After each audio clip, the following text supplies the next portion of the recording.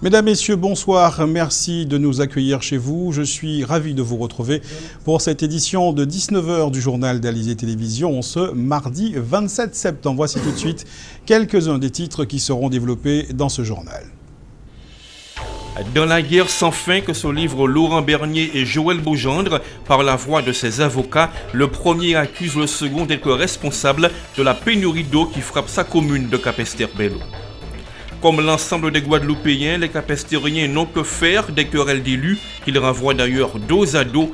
Ils réclament de l'eau, illustration à venir dans le quartier de Fromagie.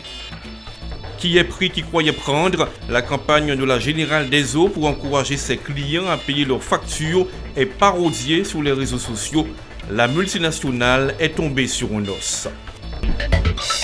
Le journal Ronnie Nabal. Et sachez que la Guadeloupe a été placée en vigilance orange pour vent violent, forte pluie et orages et mer dangereuse à la côte. Nous y reviendrons en fin d'édition. L'invité de notre journal ce soir, Sully Gabon, agronome conseil. Avec lui, nous parlerons du programme Jaffa et de la possibilité de continuer à manger local tout en se préservant de la pollution au chlordécone.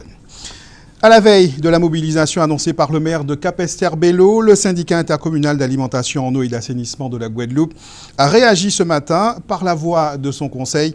Le SIAG a dénoncé les accusations de Joël Beaugendre quant à ses responsabilités présumées dans le manque d'eau dans les robinets des Capestériens.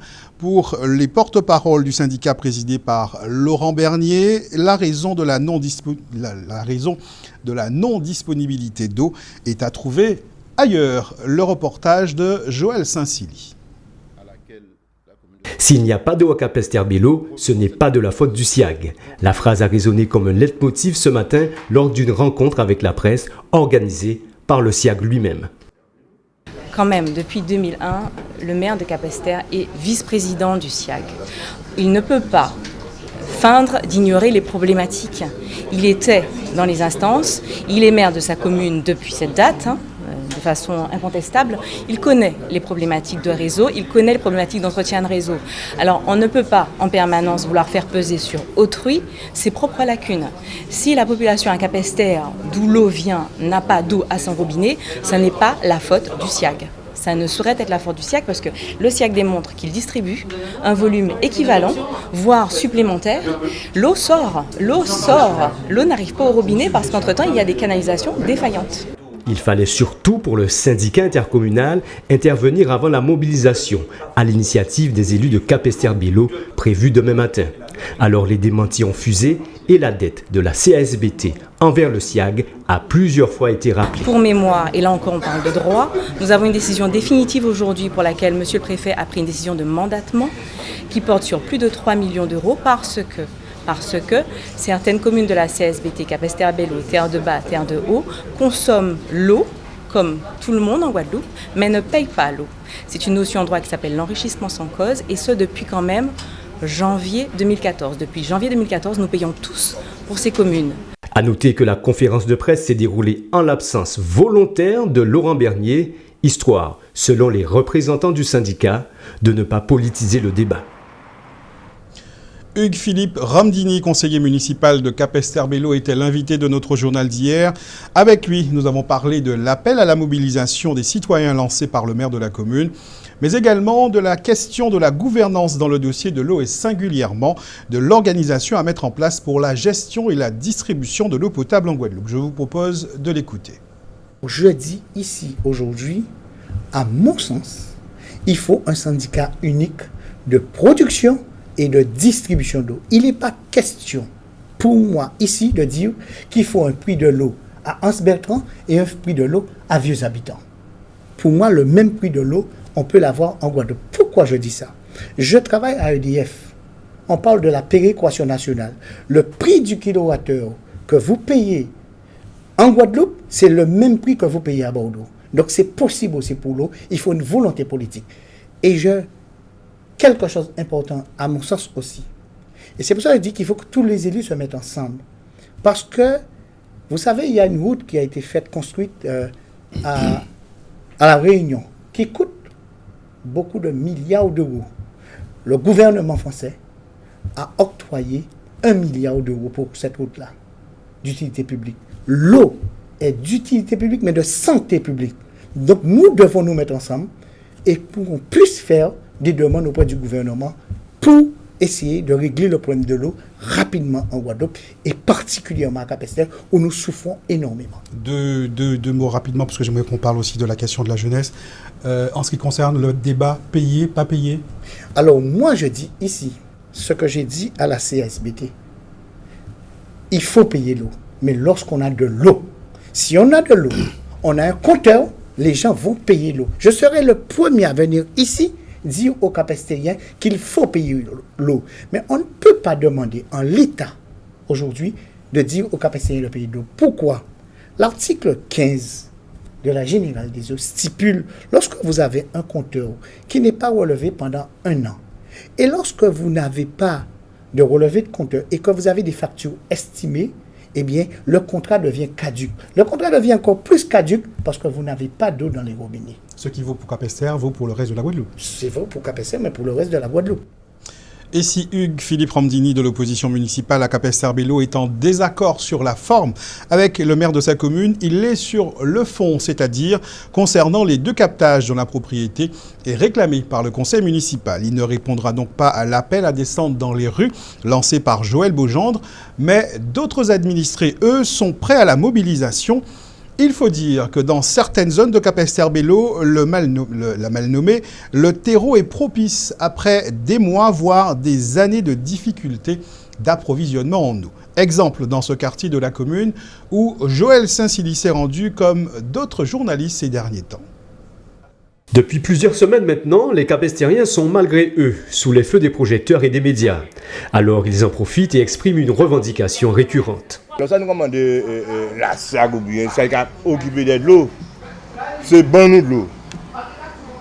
Bon nous de l'eau pour nous pas essayer un chemin là, pour ne pas barrer rien. Le problème de la distribution de l'eau en Guadeloupe, concernant ce sujet, ils se sentent très concernés. L'année, il y aura dit qu'il y aura un problème de l'eau là à Cap-Esther. Et il n'y a rien pour régler. Nous, quand on est dans une zone à Bel-Air, il y a manqué de l'eau tous les jours par une eau. Là, on lève là, pas une eau pour laver ça, pas une eau pour mettre. Aux premières loges de cette histoire d'eau, les Cap-Estériens semblent donc maîtriser plus que d'autres les tenants et les aboutissants de cette situation. À l'époque de M. Paul Lacavé, il y a 30 ans, il a changé tout le tuyau à Cap-Esther au Bello. Il n'a pas fait. Il y a 30 ans. Et ça allait. Et Beaujean, lui, à l'époque, avec des Côtes Maurice, en tout cas, c'est au SIAG. En même temps qu'il y a un Andes. Peut-être qu'on a pour problème là.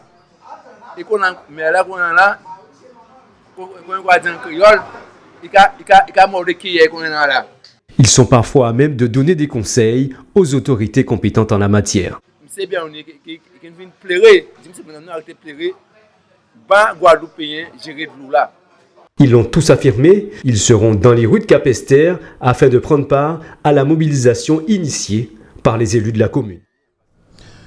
Affaire d'eau, toujours de beaux visages souriants de personnes bien typées nous invitant à payer nos factures d'eau. La campagne d'affichage 4x3 lancée par la Générale des eaux Guadeloupe ne passe pas inaperçue.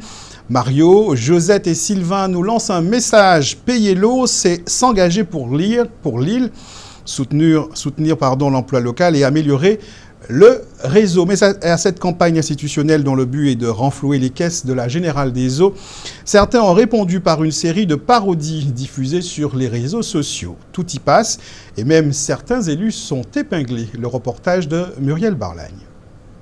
Depuis quelques jours, on les croise partout sur nos routes. Des affiches 4x3 de la Générale des eaux Guadeloupe qui encouragent les usagers à payer les factures d'eau. À travers plusieurs personnages, la campagne met en avant les enjeux qui se cachent derrière le règlement de ces fameuses factures. Et pour cause, la Générale des eaux Guadeloupe dit faire face à de nombreux impayés qui mettent en péril l'économie de l'eau. Elle parle de 80 millions d'euros cumulés non recouvrés. Cette campagne n'est pas du goût de tous. Rapidement, des parodies ont circulé sur les réseaux sociaux. Certains internautes y ont vu une façon de culpabiliser la population sur le délicat et complexe sujet de l'eau, mais ces avis ne sont pas partagés dans la rue. Et je trouve ça tout à fait logique parce que chaque citoyen doit se responsabiliser et payer ses factures. Et si quelques-uns s'offusquent, c'est qu'ils ont des choses à se reprocher. Moi, je trouve normal de payer sa facture si on la reçoit.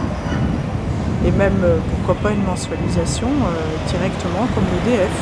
Ça simplifierait les choses. C'est normal, c'est logique, c'est aussi une information. S'il y a des gens qui ont des problèmes pour payer, je pense qu'ils doivent se faire aider. Je pense que peut-être qu'il y a des élus, il y a des associations pour les aider. Mais si vraiment on ne paie pas nos factures, il y a un problème. Il faut faire, parce que c'est vital, l'eau est vitale. Il faut aussi que nous ayons de l'eau chez nous, que les gens aient ce minimum vital qu'est l'eau. Il faut beaucoup d'efforts, tout le monde doit s'y mettre. Et je pense que cette campagne, on remet sous cette campagne, c'est tout à fait normal, c'est logique. Un service public, pour qu'il soit de qualité, il faut qu'il y ait un paiement des factures en fait, qui sont dues, pour pouvoir réinvestir dans les réseaux, faire en sorte qu'on ait un service public pour tous aussi, parce qu'on voit en ce moment il y a quand même beaucoup de pénurie d'eau, des gens sans eau, donc il faut être solidaire vis-à-vis d'eux pour que les réseaux soient redimensionnés comme il faut. Il y a eu beaucoup, je pense, d'abus. Un manque d'anticipation des élus pour en arriver à la situation que l'on trouve aujourd'hui, qui est désastreuse et déplorable. Le manque d'eau au robinet, c'est inadmissible.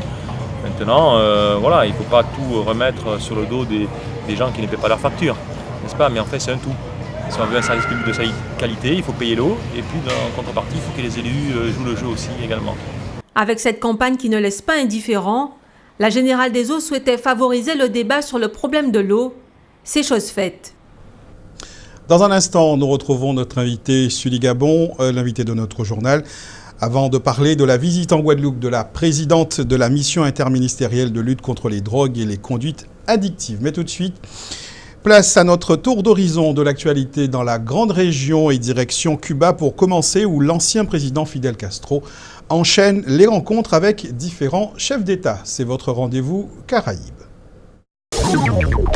Le père de la révolution cubaine, Fidel Castro, 90 ans depuis un mois, est apparu 3 fois en moins d'une semaine dans les médias, du jamais vu depuis plusieurs années.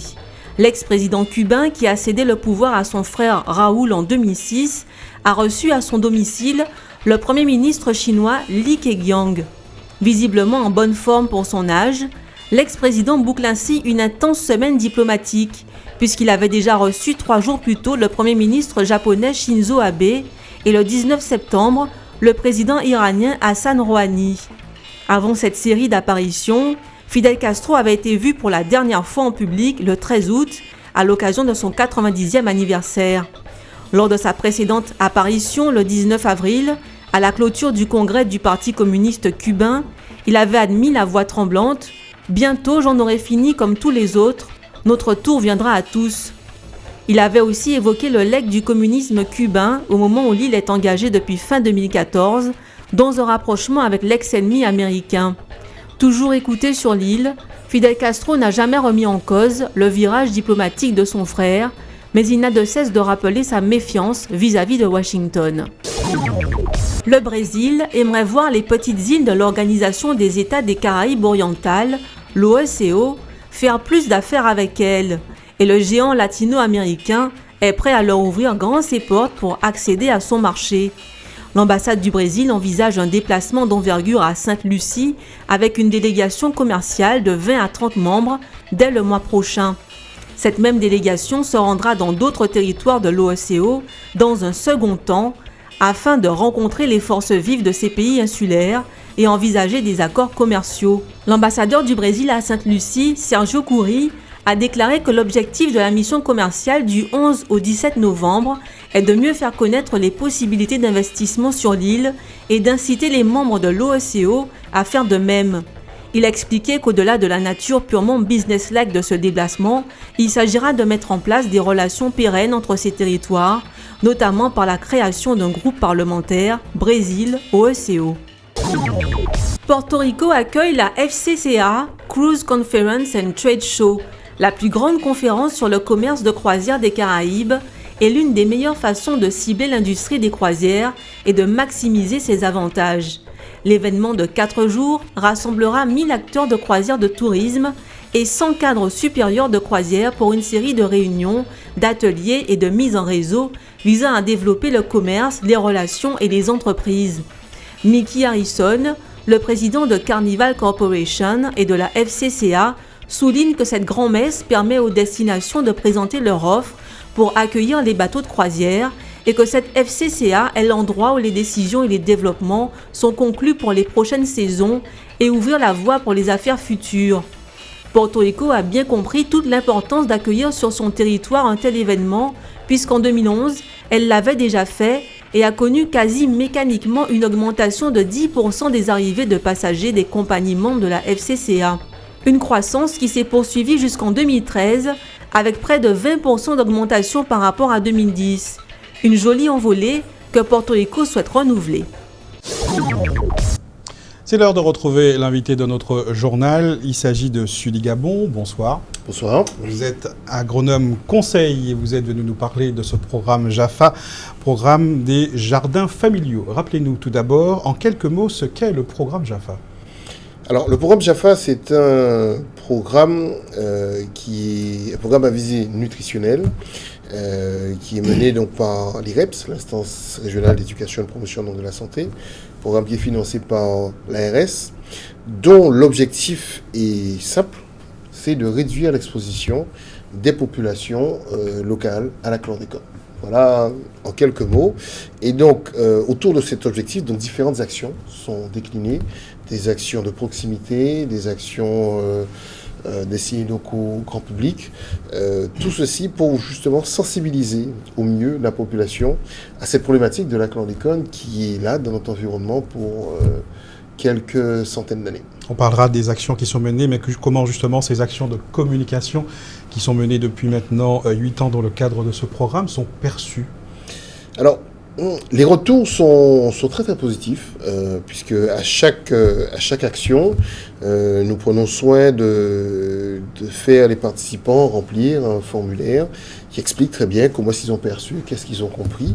Et les participants sont vraiment très très satisfaits qu'on vienne enfin leur parler de manière claire, simple, limpide. Ce qui n'est pas toujours le cas. On sait très bien qu'il y a parfois une tendance à la récupération politique. Certains s'amusent, entre guillemets, à faire des scénarios catastrophes quand ça arrange donc leur intérêt. La situation donc est là. On est amené à vivre avec la chlordécone dans notre environnement, dans nos sols, dans nos eaux, eaux douces, eaux marines, pendant 600 ans encore, comme l'indiquent donc les spécialistes. Donc il faut que la population aujourd'hui s'approprie cette problématique, apprenne à vivre avec, tous n'est pas foutu, pour parler en langage trivial. Il y a des choses à faire, il y a des choses donc à connaître, et c'est cette démarche que nous essayons donc d'initier dans le programme JAFA. Alors le programme ne s'adresse pas uniquement aux personnes qui habitent dans les zones concernées par la pollution des sols à la chlordécone, mais à l'ensemble de la Guadeloupe. Samedi dernier, vous étiez à Bémao. Quelles sont justement les interrogations des personnes qui viennent à ce type de rendez-vous, à ces opérations Manger pour Santé 1? Alors, il est bon de se recentrer sur l'intitulé, Manger pour Santé 1. Donc aujourd'hui, la démarche que le programme JAFA donc, a décidé de mettre en place, c'est de parler de ce qu'on appelle la santé environnementale. C'est de bien faire comprendre que notre santé dépend de plusieurs facteurs environnementaux. Ça dépend de notre alimentation, ça dépend du stress que l'on éprouve donc au travail, ça dépend également de certain nombre de facteurs génétiques liés à notre famille. Donc, bien faire comprendre que la santé, c'est une composante de tout ça. Et en fait, pour être en bonne santé, il faut agir, il faut être conscient déjà de toutes ces composantes et pouvoir agir sur tout ça. Et le travail que nous essayons de faire, justement, c'est de bien faire comprendre que la meilleure nourriture pour nous, ce sont les produits de notre jardin créole. Sauf qu'aujourd'hui, il y a la chlordécone, donc ça veut dire qu'il faut être un peu plus attentif à ce que l'on mange, mais surtout ne tombons pas dans la psychose de consommer que des produits importés parce qu'il y a de la chlordécone dans tous nos produits agricoles locaux. En ce qui concerne les interrogations des gens qui viennent? Alors oui, les gens, ils veulent savoir où en est la contamination. Ils sont très intéressés également par les études, en tant qu'il y a beaucoup d'études qui sont menées sur la chlordécone, notamment il y a les résultats de l'étude de Canaries qui est sortie donc au mois d'août. Donc les gens veulent savoir qu'est-ce qu'il en est, qu'est-ce que les chercheurs ont trouvé, tant dans le domaine médical que dans le domaine de l'agronomie, du transfert de la molécule de coplante. Et les gens sont très très curieux parce qu'on se rend compte à la longue que le consommateur guadeloupéen fait de plus en plus attention à ce qu'il y a donc dans son assiette. Et une autre démarche, c'est de pouvoir justement l'inciter à être curieux et à porter une attention plus particulière à ce qu'il mange. Alors, j'ai été étonné de vous entendre dire dans le reportage consacré à ce rendez-vous qui a été diffusé donc sur Alizé que les consommateurs que nous sommes devraient demander aux producteurs leurs analyses de sol ou sinon, dans le doute, de préférer la grande distribution. Alors, oui, il est vrai que quand un consommateur s'adresse à un producteur sur un marché, maintenant que le consommateur est averti des risques liés donc à la chlordécone, puisqu'on parle également de l'impact sur la santé, il est de bon ton, il est tout à fait normal de savoir quand vous mangez quelque chose, de la même manière que vous lisez une étiquette, que vous devriez lire une étiquette attentivement quand vous achetez un produit, il est normal de savoir d'où provient le produit donc, qui s'apprête donc à acheter. Et en fonction de ça, comme on l'indique donc, le consommateur a un pouvoir énorme, qui est le pouvoir de sa poche.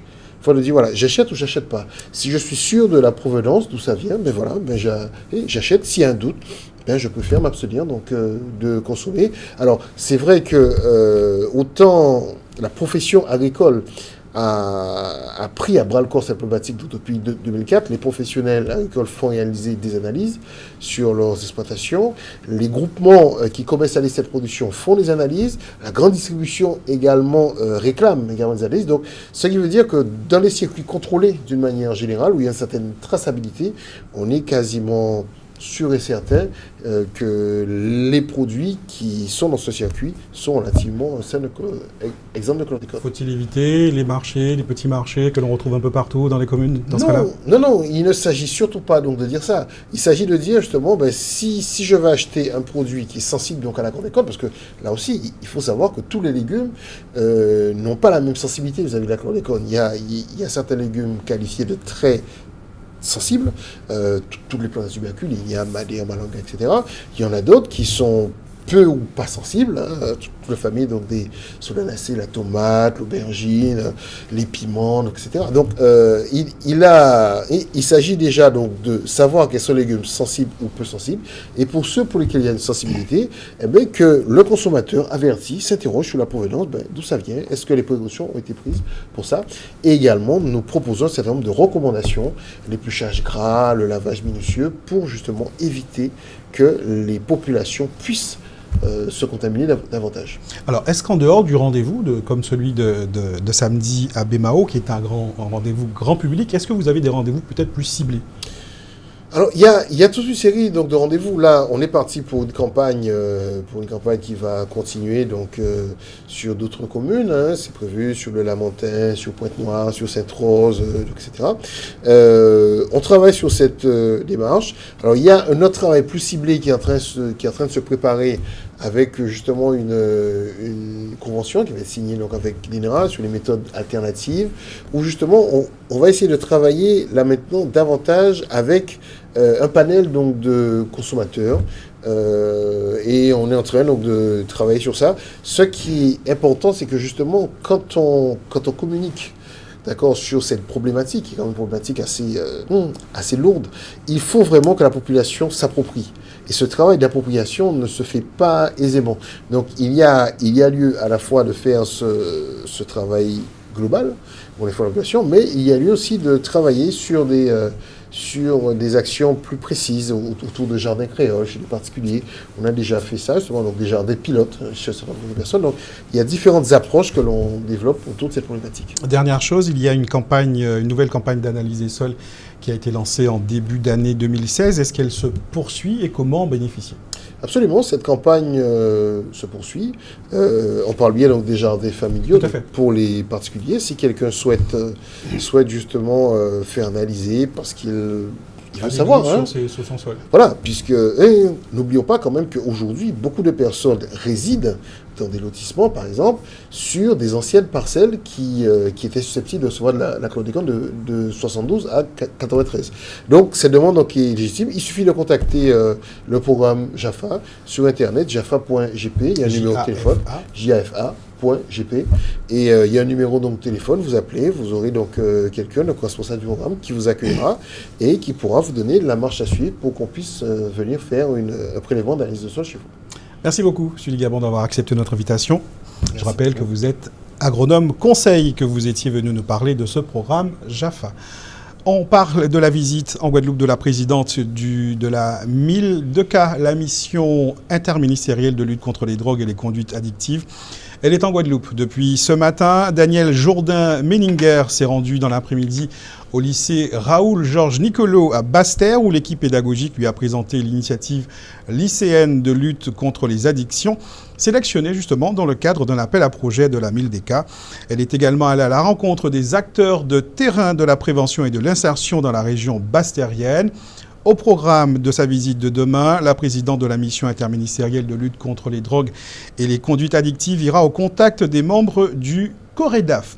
L'association est notamment connue pour les consultations cannabis qu'elle organise en direction des jeunes ayant consommé des substances psychoactives et qui peuvent présenter des troubles de comportement. Mais outre ces actions de prévention, le COREDAF propose également un véritable accompagnement des personnes addictives par le biais de l'établissement médico-social qu'elle gère. Reportage Muriel Barlagne. Le COREDAF est une association loi 1901 à but non lucratif qui gère le SAPA, Centre de soins d'accompagnement et de prévention en addictologie.